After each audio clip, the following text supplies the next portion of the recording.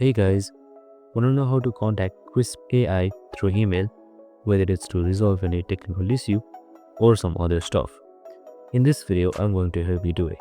So let's get right into it. It's super simple. So first up, launch up your favorite browser and search for Krisp AI. This will pop up right here.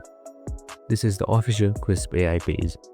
Now scroll down until you reach the bottom, and on the right side you can see help and connect. Click on help center. Now here on the bottom right corner you can see the contact us button. Click on it, and here is the technical issue form. So you can just simply type in your name and your email address, right? And you can also type in the subject and your description. And once that's done, you can also attach your files if necessary, but it's optional. And once you're done it, just simply click send. Now your technical issues message has been sent, and you should get a response soon.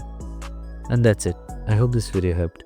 If it did, make sure to like, subscribe and tune in with us for more related videos. See you in the next one.